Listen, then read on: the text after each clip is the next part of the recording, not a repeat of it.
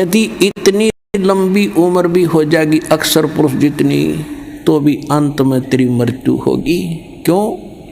क्योंकि तुझे वो संत, वो सतगुरु नहीं मिले जो गीता अध्याय नंबर 4 के श्लोक 32 और 34 में कहा है। और वो तत्वदर्शी संत या तो परमात्मा थे या वो महापुरुष थे जिनको भगवान मिले, लेकिन उस समय ये ज्ञान डिक्लेयर नहीं करना था, सार्वजनिक नहीं करना था। आज ये दास भेजा परमात्मा बना के, ये याद रख लिए।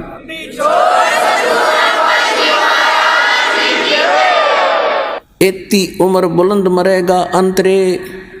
क्यों? क्योंकि सतगुरु लगे न कान, न बैठे वो संतरे। ना तो कोई सतगुरु मिला, वो संत नहीं मिले, जिस कारण से कहते सुखदेव ने 84 भुगती बना पजावे खरवो, और तेरी क्या बुनियाद पर तू पंडा पंथ पकड़वो। ऐसी साधना करके सुखदेव जैसे महर्षि ने गधा बनना पड़ा। एक बार अपनी हिस्ट्री बताते हैं सुखदेव जी। उसको दिव्य दृष्टि प्राप्त हुई और डिस्कशन चल रही थी, उसमें एकदम झटका लगा उसको सब ऋषियों के बीच में उसने अपनी आत्म कथा बताई कि एक समय मैं गधे की योनि भोग रहा था और कुम्हार ने खूब काम लिया पुजावे के ऊपर, और जब मैं अंधा हो गया मुझे छोड़ दिया। कर्म अनुसार अंग भंग होते हैं और यहाँ दोनों कर्म भोगने पड़ते हैं जब तक परमात्मा कबीर जी की भक्ति हम नहीं करते हैं। परमात्मा कबीर जी की भक्ति इस दास से प्राप्त होने के बाद आपके पूर्व के सारे पाप कर्मों पर क्रॉस लगा देगा, खत्म कर देगा, भगवान नष्ट कर देगा। जब ही सतनाम हृदय धरो भयो पाप को नाश, हृदय से चिंगारी अग्नि की या पड़े पुराने घास। 1000 टन घास पड़ा हो अड़ंगा और उसमें एक माचिस की सीख लगा दे, सारे ने फूंक कर राख बना देगी और चलेगी तेज हवा, कहीं की कहीं जगह पड़ेगी, ग्राउंड साफ हो जाएगा। जैसे सूरज के आगे बदरा ऐसे कर्म छयारे, प्रेम की पवन करे चितवंजन जल के तेज नयारे। आत्मा और परमात्मा के बीच में ऐसे पाप कर्म बाधा बने हुए हैं जैसे सूर्य के बीच में बादल हों और तेज हवा चलती है, उन बादलों को तितर बितर करके और वो स्वच्छ प्रकाश आप तक पहुंचा देती है। ऐसे बताते हैं कि जैसे सूरज के आगे बदरा ऐसे कर्म छयारे, और प्रेम की पवन और करे चितमंजन फिर झलके तेज नयारे।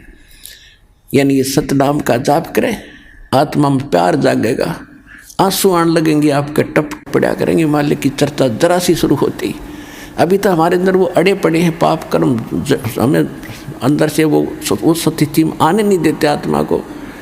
और जब ये आत्मा उस स्थिति में आवेगी तो कहते प्रेम की पवन, और फिर करे चितमंजन, मालिक का शुक्र करे, याद रखे दाता ने, फिर झलके तेज नयारे, न्यारी रोशनी होगी, आत्मा भगवान की तरफ बढ़ेगी। तो क्या बताते हैं कि सुखदेव ने 84 भुगती बना पजावे खरवो, और तेरी क्या बुनियाद प्राणी तू पेंडा पंथ पकड़वो। अब वो बता रहा सुखदेव कि मैं गधा बन गया, छोड़ दिया मेरे मालिक, नंदा हो गया, चलता चलता जा रहा था, पगडंडी का आइडिया लगा कर आगे को जंगल में चला गया। आगे नाला था थोड़ा सा 2-2.5 फुट का, उसमें आम व्यक्ति कदम जाता था, वो तो जंप लगा जाता वहाँ से। मुझे दिखाई नहीं दिया, मैंने अगले पैर फंसने लगे, मैंने जंप लगानी चाहिए, बीच में फंस गया, आगे मुंह टिक गया, पीछे बैक लग गई और पैर लटके भाई के। कहते 1 हफ्ता 10 दिन तड़प के भूख से प्यास से मरा, ऐसे ऐसे कष्ट उठाए। अब क्या बताते हैं सुखदेव ने 84 भुगती 84 लाख योनियों में कष्ट उठाए, और बिना पजावे खर माने गधा वो, और तेरी क्या बुनियाद प्राणी। तो ये छोटे मोटे व्रत करता फिर इन पर घूम रहा है इधर उधर, इनसे कोई लाभ नहीं होगा। ये तो ऐसे महर्षियों की दुर्गति। और तो पेंडा पंथ पकड़, वो पेड़ा वो मार्ग, वो यथार्थ भक्ति मार्ग पकड़ दो। तत्वदर्शी संत बताते हैं उस ज्ञान को ग्रहण कर, उस भक्ति को कर, तब तेरा छुटकारा हो। अब परमात्मा से ज्ञान प्राप्त करके आदरणीय गरीबदास साहिब जी क्या कह रहे हैं, मन तू चल रे सुख के सागर, जो शब्द सिंधु रत्नागर। अब सुख सागर किसे कहते हैं? शंखो लहर मेहर की उपज, कहर नहीं जा कोई, दास गरीब अचल अविनाशी, सुख का सागर सोई। शंखो लहर मेहर की उपजे, जैसे मेरे दास के साथ तो बहुत बार ऐसी घटनाएं हुई है, कभी पहले भी नाम लेने के बाद तो बहुत ज़्यादा होता है। अकेले बैठे हो, चिंतन मालिक का चल रहा हो, ऐसी स्थिति आ जाती है चाहे किसी ने हमें कितनी पीड़ा दे रखी है, कितना दुखी कर रखा है, तो उसके प्रति भी द्वेष नहीं आता। ऐसी सब अपनों सा दिखाई देता है, कोशिश करके भी नहीं होता, और वो होती है थोड़ी सी देर की। उसके बाद 100 कोशिश कर लेते हैं उस तरह स्थिति में आने की, नहीं आ पाते हैं। तो वह मेहर की लहर थी, उसके जाने के बाद कहर की लहर शुरू होगी। उसने ऐसे क्यों कर दिया, उसे वो ऐसे क्यों बोला, वो करना है, वो रह गया, वो नुकसान हो गया, उसने वो ऐसे चलेंगे, वो करेंगे, ये कहर की लहर टूटी होगी शुरू। तो कहते हैं वह शंखों लहर मेहर की उपजे, वह ऐसा भाव रहेगा, और कहर नहीं जा कोई दुख नहीं, कोई कष्ट नहीं। और दास गरीब अचल अविनाशी, सुख का सागर सोई। अब क्या कहते हैं? मन तू चल रहे सुख के सागर, जहाँ शब्द सिंधु रत्नागर। रत्नागार, आगार मन डिपो खान, वह सुख की खान है। सतलोक यानी जिसमें कि उस चीज का अभाव नहीं, कोयले की खान है, कोयला निकाल ले जा, अंत नहीं आता। कहते वो आगार है, डिपो है सुख का, सुख सागर। रत्न आगार, आगार माने रत्न यानी सुख रूपी रत्नों का भंडार है वो। फिर क्या बताते हैं? कोटि जन्म तन भर मत हो गए, और कुछ नहीं हाथ लग्या रे, कुकर सुकर खरबा बोरे, कौआ हंस बगारे। कोटि जन्म तू राजा की न मिटी न मन की आशा, और भिक्षुक होके दर दर घूमया, ये मिला ना निर्गुण रासा।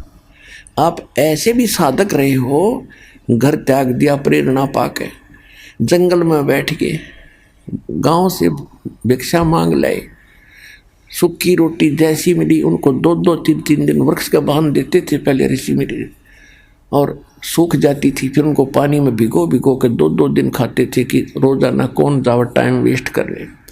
कैसे ऐसे कहते हैं, ऐसे कठिन तप साधना भी तूने की जिसके कारण आप इंद्र की पदवी भी प्राप्त कर ली, स्वर्ग का राजा बने, पृथ्वी के राजा बन गए।